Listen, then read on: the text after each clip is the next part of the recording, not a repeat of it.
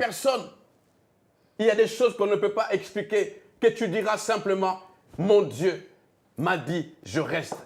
Je ne sais pas si tu es convaincu par cette réponse, parce que c'est ma vie. Pourquoi je réfléchis à deux fois? Parce que c'est ma vie. Ce que je dis, c'est du vécu. Ce que je dis, c'est du vécu. Ce n'est pas que dans 15 ans, je ne sais pas pour ta part, je ne pense pas que Julie et moi, on n'a jamais pensé à divorcer. Ça m'est déjà arrivé de me dire, ah non, elle est qui? Non, elle est qui? C'est pas normal. Mais vous savez, c'est là que le Saint-Esprit, à cause de la signature qu'on avait fait au début, 15 ans avant, en dessous du papier, là où on a calculé, et que j'ai dit, c'est bon, j'y vais, je me lance. Le Saint-Esprit, selon que la Bible dit, dans tout ce que tu vivras, tu ne seras jamais devant une situation qui va te surpasser. Et puis, tu l'as dit tout à l'heure, excuse-moi de t'interrompre, mais je t'en prie, Julie. Tu l'as dit tout à l'heure, lorsqu'on lit même les vœux, que ce soit à la commune ou que ce soit à l'église, souvent on oublie ce qu'on lit, mais on le dit pour le meilleur et pour le pire. Hein. Dans l'abondance, la pauvreté. Dans la bonne santé, la maladie. Donc, quelque part, ça veut dire qu'on est tous avec notre package mariage. Exact. Et bonnes choses, mais aussi difficultés. Exact. Dans le mariage, dans ce package, il y a les difficultés. Il y a les difficultés. Il y a ces choses-là. Et c'est pourquoi on ne peut pas se dire... Vous savez, frères et sœurs, épargnez-moi une prédication avec 15 points, comment réussir ce mariage. Non. Assieds-toi. Appelle le Saint-Esprit. Mets-toi face. Avec le Saint-Esprit, mettez-vous face à ton problème. Parce qu'avec Dieu, tu es dans la majorité. Et avec Dieu, tu n'échoueras jamais. Amen. Essaye cela. Avant de valider la décision que tu as prise, je t'en supplie, au nom du Seigneur Jésus, notre Dieu, essaye encore une fois avec Dieu. Assieds-toi, mets-toi face à la situation. Ne fuis pas. Ta royauté, ton bonheur, ton succès, ça sera quand tu auras coupé la tête de ce géant Goliath, qu'il ne t'impressionne pas, parce que tu n'y vas pas seul. Un des problèmes, souvent, nous allons affronter nos problèmes de couple seuls. Il nous faut y aller, comme disait David. Je viens au nom de Jésus, du Dieu d'Israël. C'est lui qui avait institué le mariage. Nous ne pouvons pas échouer. Les larmes peuvent couler. Tu peux même maigrir. On peut se moquer de toi. Mais ce qui me donne la force à moi qui te parle ce matin, c'est la vision de la fin. Je m'accroche à cela. Alors, il y a des clés. Il y a des clés pour vivre ensemble pour la vie. Il y a des clés, il y a des ingrédients, il y a des éléments.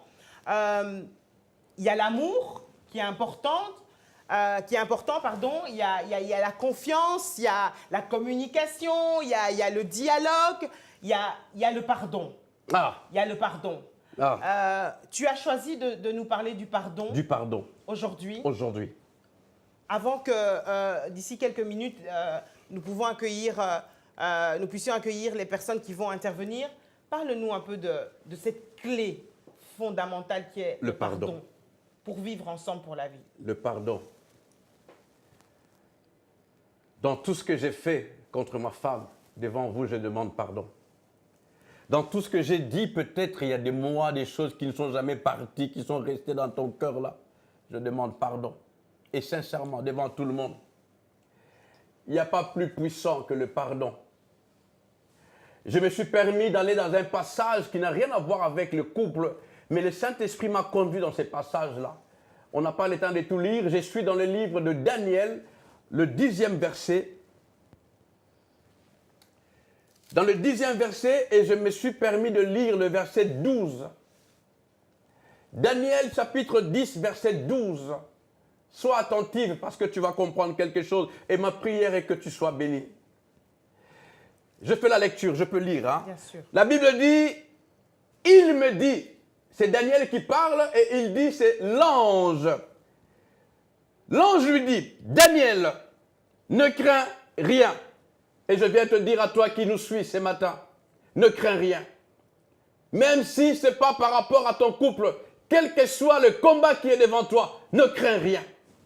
Il dit, car dès le premier jour où tu as eu à cœur de comprendre et de t'humilier devant ton Dieu, tes paroles, les paroles, ont été entendues.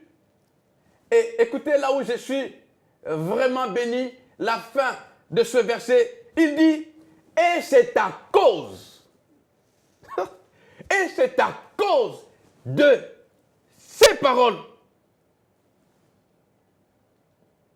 que je viens.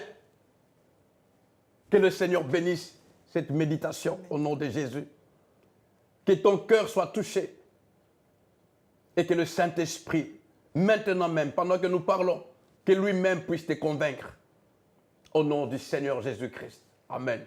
Amen. L'ange est venu voir Daniel et dit à Daniel, depuis le premier jour où tu as eu à cœur de t'humilier, ça c'est un, et de comprendre, ça c'est deux,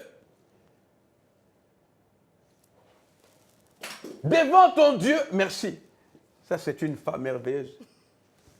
Je transpire beaucoup. Depuis, il fait chaud. Depuis, je suis libre, hein, je suis, n'est-ce pas, hein, je suis libre, voilà. Ne t'occupe pas de ma transpiration, écoute les paroles. Il dit, depuis le premier jour où tu as eu à cœur de comprendre et de t'humilier devant ton Dieu, tes paroles, il y a deux actions qui se sont passées là. Que j'ai dit, souvent, notre attitude précède nos paroles. Daniel a pris la décision de comprendre et de s'humilier devant Dieu. L'ange dit, dès que tu as eu cette attitude-là, de comprendre et de t'humilier, tes paroles ont été entendues. Et c'est à cause de ces paroles que je suis venu. J'ai lu ces passages, j'ai dit, mais Seigneur, aide-moi à comprendre. J'ai lu, j'ai relu, j'ai réélu. Et c'est là que le Seigneur m'a dit, ok, allons voir de quelles paroles, c'est quoi ces paroles? Les contenus de ces paroles.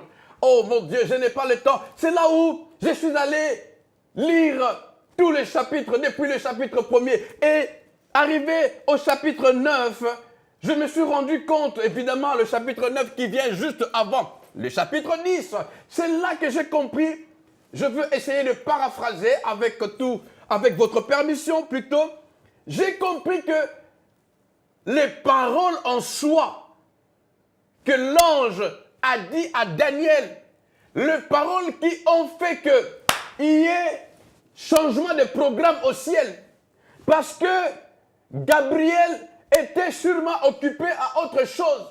Mais à ce moment-là, il entend Dieu l'appeler, Gabriel, il faut que tu ailles chez Daniel. Parce que j'ai entendu ces paroles. Et c'est à cause de ces paroles que tu dois vite descendre. My God. Amen. Il y a des paroles qui dérangent les camps du diable.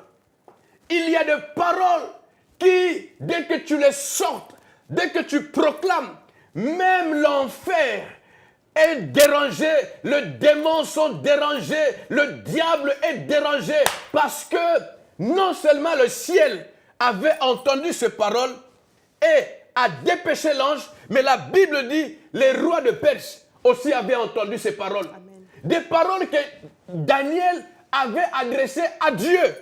Mais la Bible nous dit, et je le dis pépérologiquement, la Bible dit, même le diable, à qui ces paroles n'étaient pas destinées, mais a entendu, parce qu'il a envoyé son armée pour contrecarrer la réponse. Oh my God! Il y a des paroles, ma bien-aimée, mon frère. Il y a des paroles, mon jeune frère, ma jeune sœur. Il y a des paroles qui, dès que tu les sors, il y a un changement de programme. Le ciel change de programme. Le diable est dérangé. Et il y a à cause, à cause des paroles que toi tu as dégagées, il y a même un combat au ciel. Il y a une guerre. Une guerre, ce n'est pas que Gabriel, je le dis pépéologiquement, ce n'est pas que Gabriel, qui n'a pas diable. Ils étaient chacun dans son coin. Mais Makamwe Bimi, au Bimi parole wana. Quand tu as sorti ces paroles. Excusez-moi, souvent ça me prend. C'est quand tu as sorti ces paroles que du coup, il y a une guerre au ciel. L'ange dit à Daniel, depuis le jour que tu as eu à cœur de comprendre et de t'humilier, tes paroles ont été entendues. Et je suis venu à cause de ces paroles. Et pour être bref, j'espère que quelqu'un m'a compris, parce qu'il faut que je dise ce pourquoi je suis là. Pour être bref, le chapitre 9, en entièreté, nous dit que le parole en soi, Daniel demandait pardon à Dieu. Daniel demandait pardon à Dieu pour le péché. Alors, je vais demander à la régie de nous ouvrir la ligne, parce qu'il nous reste quelques minutes. Les paroles, c'était des paroles de pardon. Les paroles de pardon. La Bible nous dit que c'est une puissance qui libère. Qui libère. Selon toi, qu'est-ce que le pardon peut apporter dans une situation dramatique, catastrophique, et en quoi le pardon peut contribuer à vivre ensemble pour la vie? Exactement, là je peux entendre le cœur de Dieu répondre dans le cœur de chacun d'entre nous ce matin. Il y a le pardon provoque la réponse afin qu'elle vienne directement. Parce que le pardon a touché les cœurs de Dieu. Le pardon, vous savez, laisse-moi te dire Julie, l'ange dit, je ne suis pas venu parce que tu as compris. Or, n'est-ce pas qu'il est dit, mon peuple périt par faute de connaissance. Mais l'ange dit, ce n'est pas parce que tu as compris que je suis venu. Et puis, l'ange dit, je ne suis pas venu parce que tu t'es humilié. Pourtant, la Bible dit, l'humilité précède la chute, c'est ça, la gloire. Et l'ange dit, ce n'est ni pour ta compréhension, ni pour ton humilité, mais c'est à cause de tes paroles. Et ce pardon, c'est ce que je disais à la sœur chez qui j'étais hier, parce que tu es une bénédiction pour mon ministère. La sœur a dit, à un moment donné, si tu te rappelles, il y a pardon et pardon. Il ne faut pas seulement dire sorry. Non, il y a pardon qui est cette attitude précédée d'une compréhension. Comme l'enfant prodigue, la Bible dit rentrer en lui-même. Oh, il y a de pardon que d'abord tu t'assieds, tu calcules les dépenses, pas les entrées. La Bible dit tu calcules les dépenses. Tu calcules tout, même si tu as raison dans ton couple. Même si c'est toi qui as raison et que l'autre personne, ton mari ou ta femme a tort. Mais quand tu t'assieds, tu calcules.